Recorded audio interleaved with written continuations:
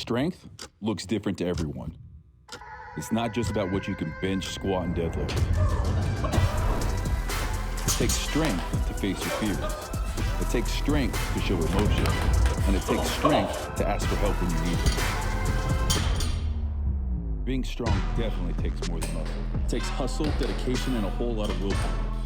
Strength isn't a physicality, it's a mentality. And every strong belongs.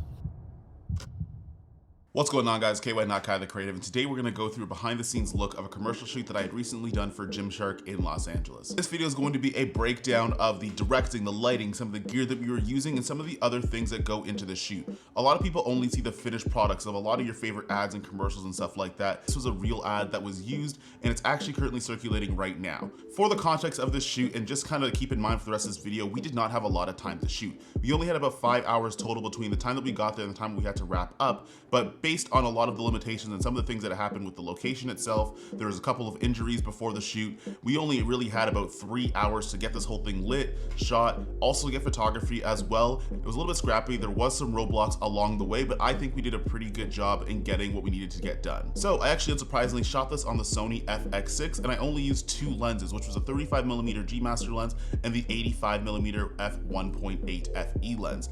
Now, 35mm lens, as you guys know, is my favorite lens for the Sony FX6. Now, this took place directly after that firmware update, so the focus breathing was minimal, which is really, really great on set, because if I am going to be using autofocus, which I do a lot when I'm shooting fitness, I don't have to worry about a lot of focus breathing in a lot of my shots. Now, the 85mm was great for getting detailed shots, close-ups, and things like that, and 85mm is a great focal length when paired with a 35, and that two combination is what I used for the majority of getting the shots in the shoot. And speaking of lenses, one thing I'm going to talk about is what goes on the front of them, and I use the TIFF Black Promus 1/8 99.9% of the time. A lot of photography lenses, a lot of new modern sensors are very, very sharp. Now, there's nothing inherently wrong with that, but what ends up happening is that if you get close-ups on people's faces, you might see pores and other details that are a little bit unflattering that you don't necessarily want to see all the time. Now, a big pro tip that you want to have on set is a director's monitor. The last things you want is a bunch of clients standing over your shoulder every single shot that you do, trying to see if you got the right composition, is your framing on point, and whether or not you need to retake the shot and do it again.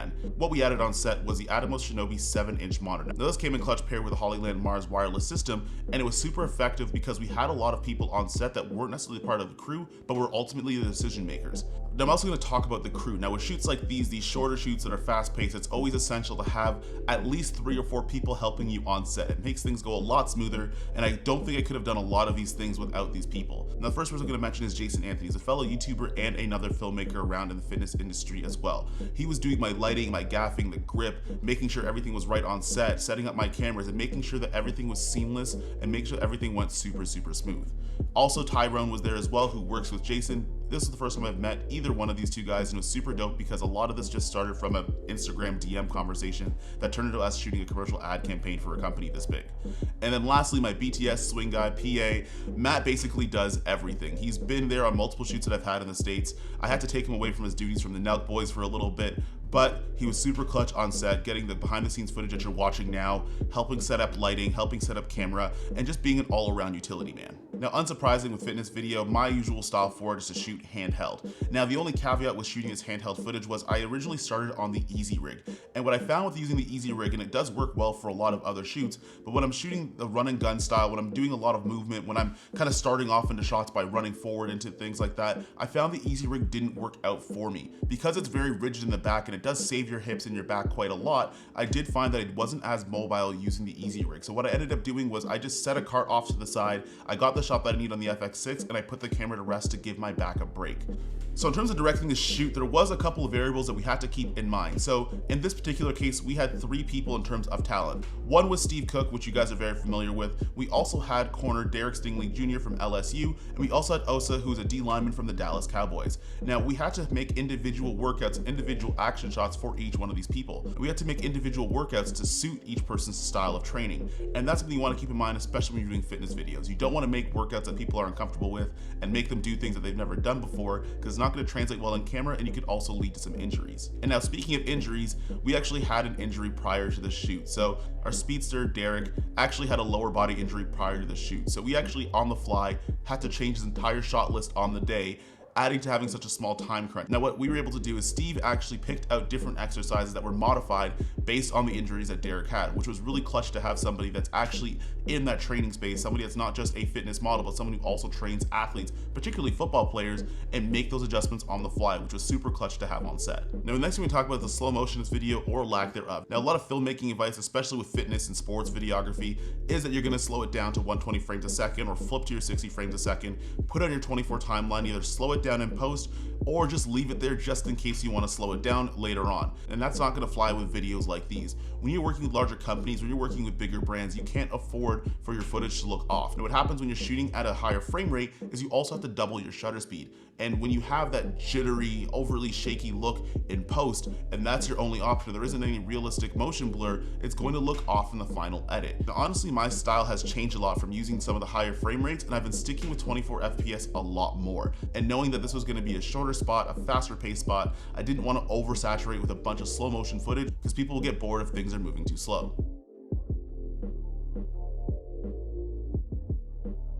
All right, so let's get into the lighting breakdown portion of this shoot. Now, we did get a little bit lucky with this location because it did have some really nice overhead in-house lights.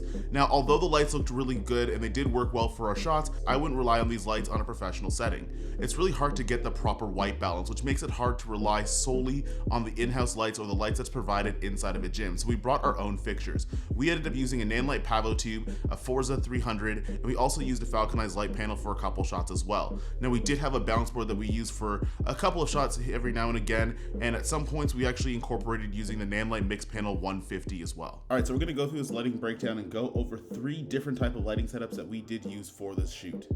So we actually used this Nanlite Forza 300 that went right on the side here on a C-stand and hooked up to a softbox, giving us that first initial kind of key light that you'll find on there, giving that first set of light that's going to go on that side of Steve's face. So right now this is kind of a split ratio that's on this side, where on his left hand side is going to be where the light is,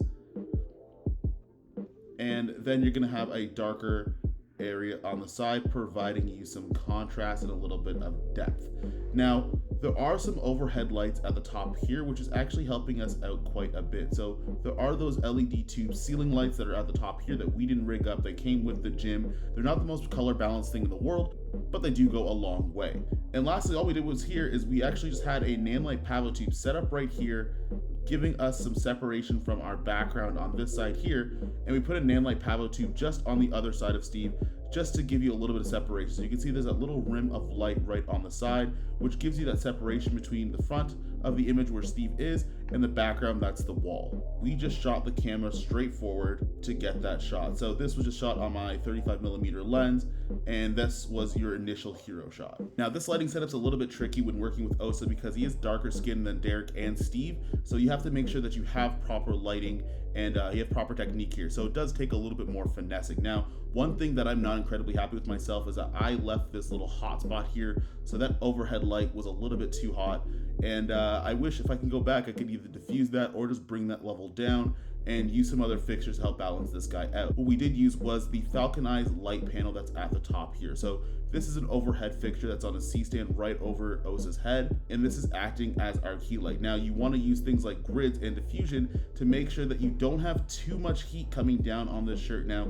this light is right above the head, and if you had a bunch of light spill, you would get a bunch of unwanted stuff right at the bottom that you didn't necessarily bargain for. And having something like a grid is a great way to help control some of that light spill. Now, Osa being darker skinned, if I didn't have something on the other side kind of giving you some exposure and some return on the way back, every part of this side of Osa's face would be too dark and too moody for the shot that we wanted to get. So what we did was we put a gigantic balance board right on the opposite side of where Osa is. So right over here, there's some foam core right here that Jason's holding up, and that came in clutch because it helped push up a little bit more level onto Osa's face. Now when you're doing stuff like close-ups and stuff like that, again, you could be a little bit more liberal with your gear. You don't have to have big fixtures and big expensive stuff.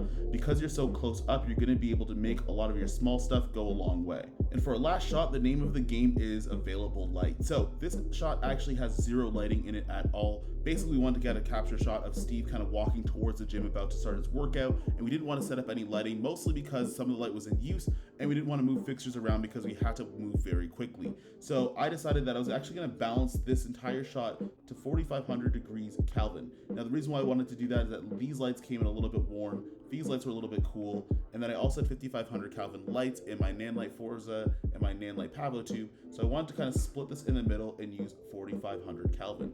Now, obviously this isn't completely perfect. You could tell that some of these lights have different temperatures to them, but in post-production, in your grading, because they're so bright, and also coupled with that Tiffin Black Pro Mist really just giving you that halation off the side and spreading out that harshness of the light, it's very hard to tell if anything looks off-putting there. Now, what ends up happening is that because these lights are actually on the roof and Steve's below it, you're getting a lot of that downlighting that's coming back down. So you still have that nice big glow that's coming off these house lights that's giving you that exposure that's coming down. Because it's downlighting and because of the way that Derek was wearing his toque that's up here, it's creating this shadow right down on his face, which actually helps protect him from any of the harshness that you would have gotten from this downlight coming down. And again, these lights are super, super bright. You still got really good exposure onto here. You got these good contrast ratios down here. And honestly, we didn't use any lighting for this particular scene. We were moving in this kind of low angle, panning up fashion in terms of the battle ropes and stuff like that. So this is a nice low angle shot. We're still kind of pushing towards that backlight, which gives you a little bit more dimension onto here. And this shot looks really good. I think it looks pretty tight.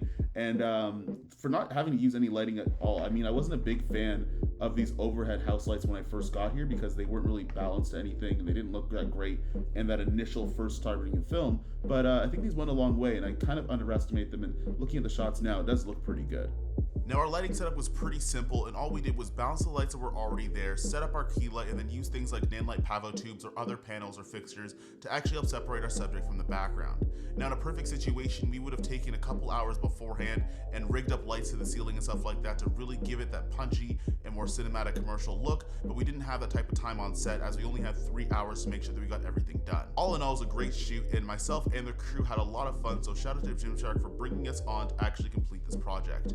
That being said, this is the end of the video. If you guys want to see a lot more tutorials, a lot more cinematography, behind the scenes and stuff like that, we will be posting another 2 videos going behind the scenes in terms of the editing for the particular campaign. Now there's a lot of information to digest and those will be longer episodes coming at a later date, but for now I'm gonna sign off and say it's been real, guys, and I'm going to bed. Peace.